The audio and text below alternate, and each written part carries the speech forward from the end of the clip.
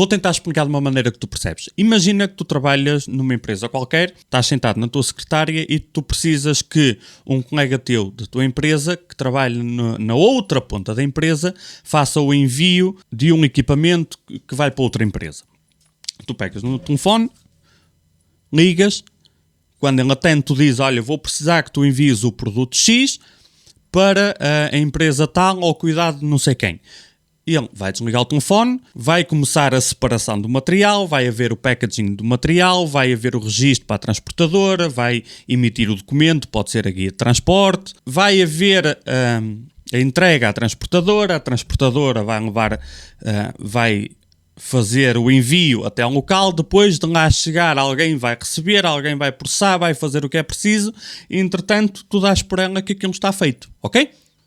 Todo este processo começa com tu ligares e ele atender o telefone. O CL na memória é quanto tempo o teu colega demorou a atender o telefone. Boas banditos, este é o segundo vídeo para quem quer aprender um bocadinho mais sobre memória RAM, seja para fazer overclock, seja simplesmente para perceber um bocado como é que trabalha. E se não viste o primeiro vídeo, vê se queres aprender, porque vai na sequência e se não viste o primeiro, possivelmente não vais perceber nada do que está a acontecer aqui. Este foi o primeiro vídeo, vi isto antes de fazeres OC a primeira vez, isto era dedicado a memória RAM. E se tu achas que é interessante este tipo de conteúdo, deixa por favor nos comentários, eu se calhar para a semana ou aqui em live stream vou ver, e diz-me por favor se, por comparação a outros tutoriais de memória, se a forma como eu te expliquei isto é mais difícil, mais fácil, não sei até que ponto isto é de interesse geral ou não, mas se for, para ver se eu direciono um bocadinho mais, a minha intenção é exatamente tentar com que algo que pareça um bocado complicado, e no fundo até se quiseres ir mesmo a fundo, tornar um bocadinho mais simples, um bocadinho mais fácil de entender para quem chegou um bocado de paraquedas. Eu sei perfeitamente as dificuldades que tive e que muitas ainda tenho. Há coisas que eu ainda estou a aprender e há coisas que estou a ter dificuldade em aprender, mas para ti que estás a começar, talvez isto te ajude, tá bom? Portanto, assumindo que já viste o primeiro vídeo, que já percebeste aquelas coisas básicas, aqueles cálculos, aquelas coisas todas, como é que funciona, vamos então para timings de memória. Pegando aqui num exemplo desta memória, por acaso não é o melhor exemplo, mas whatever, serve. Estás a ver que tu tens sempre aqui a frequência e depois tens alguns timings à frente. Existem mais timings que estes, muito mais. Se vires vídeos meus onde eu mostro BIOS e settings com timings, tu vês que tem sempre muitos timings, mas eu vou tentar simplificar um bocadinho o que é o que são os timings. E ao fim vou dar uma dica super importante para quem quer começar a mexer. É um atalho muito útil que eu gostava que me tivessem dado no início. Os timings é o tempo que demora a fazer um conjunto de operações. De cada vez que a memória trabalha, é o CPU que dá uma instrução, que pede alguma coisa à memória, e para aparecer o trabalho feito da memória, existe uma sequência de eventos, uma sequência de operações. Cada timing vai determinar simplesmente quanto tempo demora cada uma dessas operações. Para algumas tarefas existem, por exemplo, 5 ou 6 operações a ser feitas, outras vai existir se calhar só 3, percebes? Mediante o pedido que é feito à memória, esse pedido para ser construído pode precisar de uma maior quantidade de timings ou uma quantidade menor. E cada um desses tem uma duração, ok?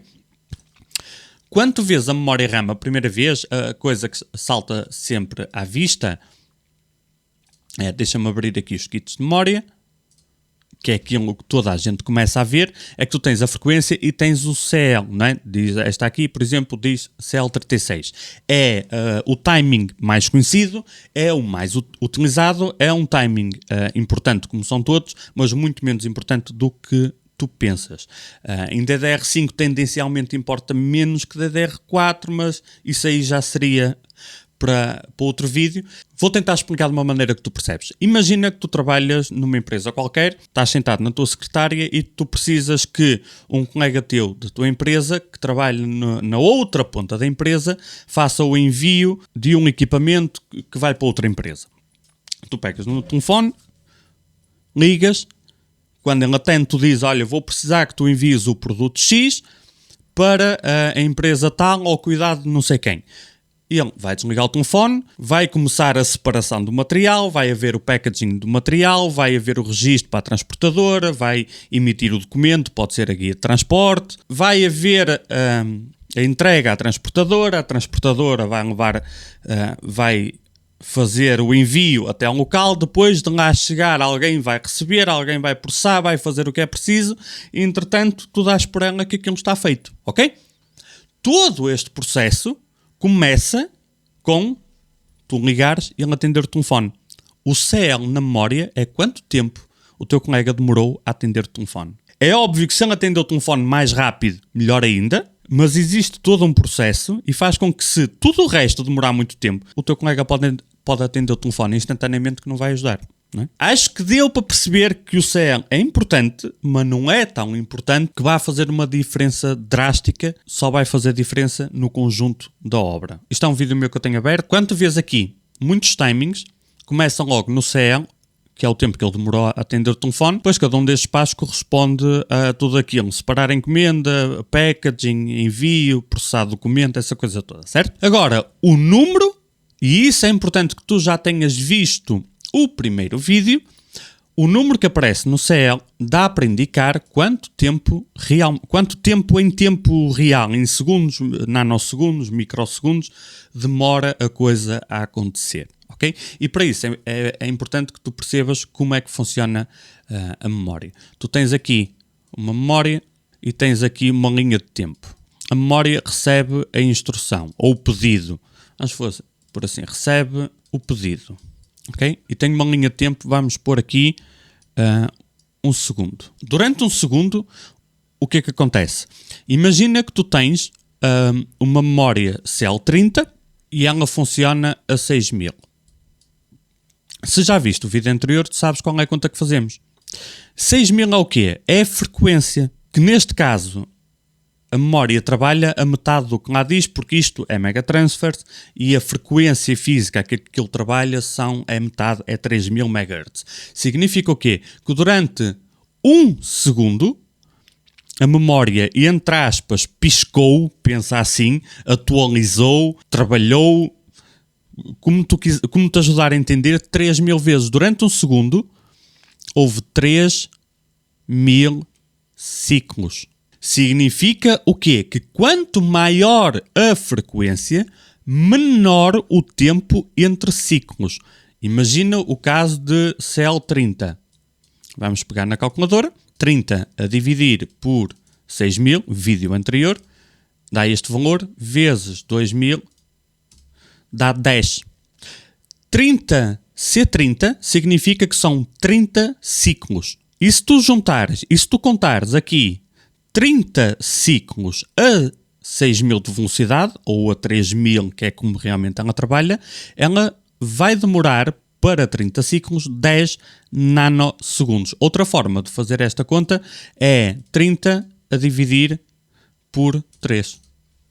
Ok? Como é que é isto? Pegas na frequência da memória, vamos pegar num caso mais, um bocadinho mais complicado, 7200. Não é? 7200 divides por 2. Ok? Sempre. Dá 3600. Mete uma vírgula aqui no 3. 3.6. Então tu tens 30, imagina 7200 L30, tu tens 30 a dividir por 3.6. Que dá 8,33. Se viermos aqui ao outro método, tu tens 30 a dividir por 7200, que foi a fórmula que eu dei, vezes 2000, dá 8,33. Esta forma que eu mostrei agora é mais fácil e mais rápida, mas é um bocadinho mais difícil de entender, por isso é que eu dei o outro cálculo, ok? A frequência são a quantidade de ciclos e o timing é a quantidade de ciclos necessários. Portanto, neste caso, nós precisamos de 10 nanosegundos para o CL30, ou seja, ele demorou 10 nanosegundos a atender o telefone, ok?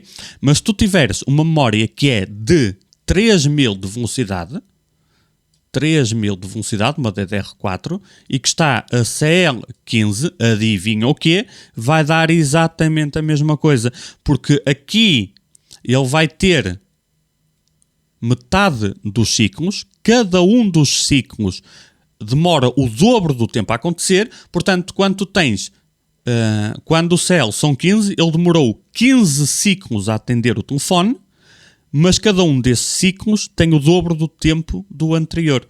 Deu para entender? Portanto, frequência são ciclos num segundo. Quanto maior a frequência, mais apertadinhos estão os ciclos. Quanto menor a frequência, mais afastados eles estão.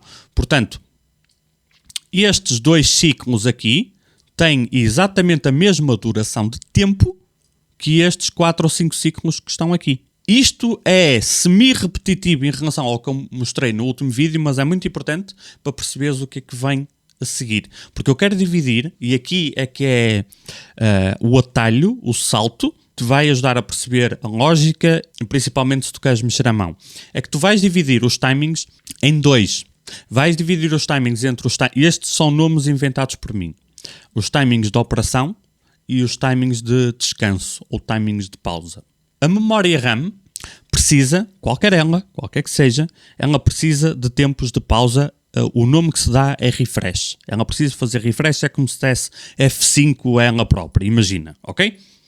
Durante esse refresh, porque se não fizer isso, vai perder a informação, vai corromper dados, é como o material trabalha, precisa de fazer refresh. Imagina que tu estás nessa mesma empresa onde tu ligaste ao teu colega para pedir para enviar não sei o quê, não sei para onde, tu tens 2 formas de medir as pausas que tu fazes no teu trabalho. De quanto em quanto tempo fazes uma pausa e quando fazes pausa, quanto tempo estás parado. Imagina que tu estás no teu trabalho e que fazes 2 pausas ao dia e em cada pausa tu demoraste 10 minutos. Tu demoras 10 minutos. Vais comer uma sandes, vais tomar um café, vais beber uma água, vais à casa de banho. Demoraste 10 minutos na tua pausa e fizeste 2 dessas por dia. Tiveste quanto tempo sem trabalhar? 20 minutos. E tens o teu colega que em vez de parar 2 vezes, ele para 4 vezes ao dia. Então ele trabalha menos que tu porque faz mais pausas, não é? Mas em cada pausa ele só para 5 minutos, portanto 4 vezes 5, 20. Os 2 estiveram ao mesmo tempo em pausa, a descansar, só que um parou mais vezes que outro. Isto acontece na memória e isto dá para controlar. E é aqui que eu quero que tu dividas os timings em 2. Os timings da operação, ou seja, enquanto ela está a fazer alguma coisa, e os timings que controlam o tempo de descanso, vamos imaginar assim, da memória. E então, se eu abrir aqui, como exemplo, o meu vídeo, tu vais ver aqui o primeiro timing, já está selecionado, e é o Refresh Interval. Este timing pode aparecer também como TREFI. E depois tens o TRFC. O TREFI, que é o Refresh Interval, para se ver bem dos 2 lados, Refresh Interval, e depois tens o outro que este vai aparecer sempre como TRFC. O Refresh Interval é de em quanto tempo tu fazes pausa, e o TRFC, eu sei que existem mais TRFCs, para já ignora-os. Se estás no início, a minha sugestão é ignorares para já, pensa apenas como estes 2 timings como algo à parte. O Refresh Interval, ou TRFI, é de quanto em quanto tempo a memória vai fazer pausa para descansar, e o TRFC é quanto tempo ela demorou na pausa. Portanto, 2 coisas que tu consegues logo concluir daqui. É que o Refresh Interval é exatamente o timing que tu vais querer aumentar, ao contrário dos outros. Existem situações por estratégia que pode valer a pena aumentar outros, como por exemplo, se aumentares vai-te dar uma folga para diminuir outro e pode ser vantajosa essa troca, isso seria um passo à frente, ok? Mas regra geral, pensa primeiro neste timing como o único para facilitar que tu vais querer aumentar de quanto em quanto tempo a memória para. E depois o outro timing, o TRFC, é quanto tempo demorou a pausa e este tu vais querer diminuí-lo. Depois a estratégia, tu escolhes a tua. Uma estratégia comum, não quer dizer que tenha que ser assim obrigatoriamente, uma estratégia comum é ver quanto é que tu consegues aumentar no refresh interval. E depois de atingires o máximo, tentas apertar os outros.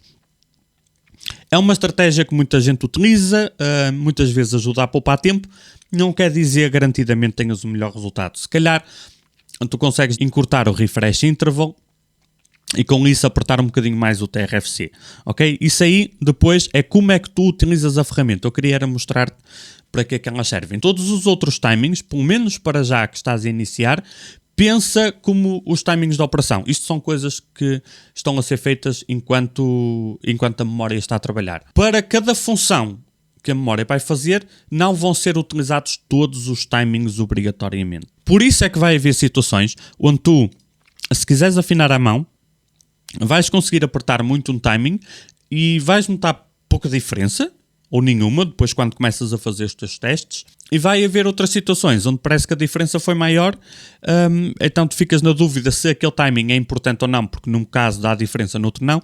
Exatamente, depende da função. Simplificando e terminando por aqui, há timings que vão ser mais importantes para quando estás a fazer escrita na memória, a enviar para lá a informação, e há timings que vão ser mais importantes para quando tu estás a tirar informação da memória, ou seja, quando estás a fazer leitura.